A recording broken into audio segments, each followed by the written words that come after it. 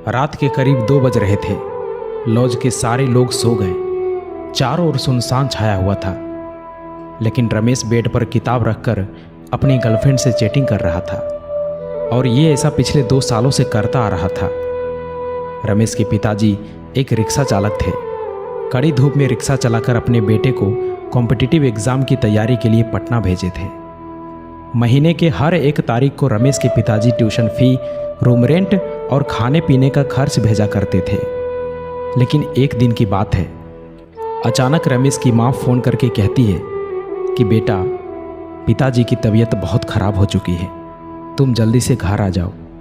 इतना सुनते ही रमेश भागा भागा हॉस्पिटल पहुंचा और वहां जाकर देखा कि उनकी माँ डॉक्टर के आगे हाथ जोड़ रही थी और कह रही थी कि डॉक्टर साहब, आप ऑपरेशन कीजिए, मैं 5 लाख नहीं बल्कि 10 लाख दूंगी, लेकिन मुझे वक्त चाहिए, प्लीज़ आप ऑपरेशन कीजिए, अभी मेरे पास पैसे नहीं है, मैं एक रिक्शा चालक की पत्नी हूँ।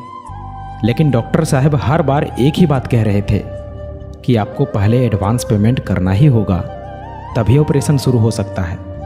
रमेश की माँ गांव के सभी लोगों से मदद मांगी, लेकिन किसी ने भी उनकी मदद नहीं किया।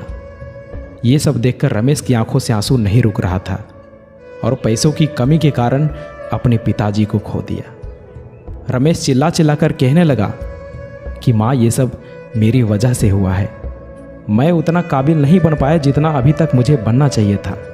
रमेश अपने आप को कोसने लगा और कहने लगा कि काश मैं अच्छे से पढ़ाई किया होता, अच्छे से मेहनत किया होता, तो आज मेरे पास जॉब होता, कुछ कर रहा होता और मैं अपने पिताजी को बचा पाता। दोस्तों, आपके साथ कब क्या और कौन सी घटना हो जाए कुछ पता नहीं चलता, इसलिए अभी आप जो कर रहे हो, जिस काम के लिए आए हो, जो भी आपका लक्ष्य है, जो भी आपका गोल है, उसे पाने के लिए जी जान लगा दो। कोई तुम्हारी पर्सनालिटी नहीं देखेगा, कोई तुम्हारा दुख दर्द इमोशंस नहीं समझेगा। कोई पूछेगा तो बस इतना ही पूछेगा कि कमाते कितने हो। घर वालों ने तुम्हें नाम दिया, अब पहचान तुम्हें अपने दम पर बनानी है। अपने काम के प्रति इतने ईमानदार बनो कि असफलता दूर दूर तक नजर ना आए। प्यार का सहारा लोगे तो एक दिन बर्बाद हो जाओगे। अपनी शान और पहचान बनानी है तो मेहनत का सहारा लेना ही होगा, जी जान से मेहनत करना ही होगा। रोना बंद करो और अपनी तकलीफों से खुद लड़ो। देखो, समय तो तेजी से निकल ही रहा है।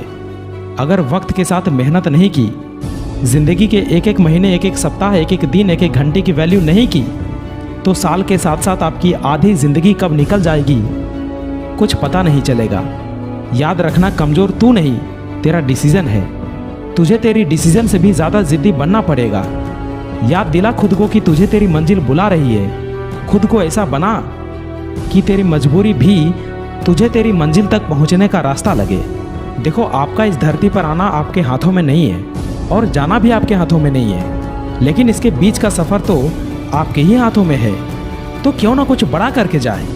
अरे, तुम्हारी ज़िंदगी में सभी दुखों का नाश होगा अगर तुम्हारा संघर्ष सबसे महान होगा।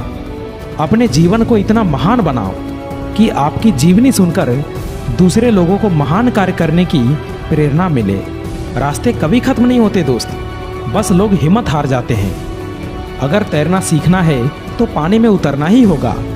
यूं किनारे पर बैठकर कोई गोताखोर नहीं बन सकता। सफलता तक पहुंचने का रास्ता आसान नहीं होगा। इस रास्ते में बहुत सारी मुश्किलें आएंगी जो आपका रास्ता रोकना चाहेंगी, लेकिन आप रुकना मत, बस चलते जाना। बदल जाओ वक्त के साथ या फिर वक्त को बदलना सीखो। मजबूरियों को मत कोसो, हर हाल में चलना सीखो।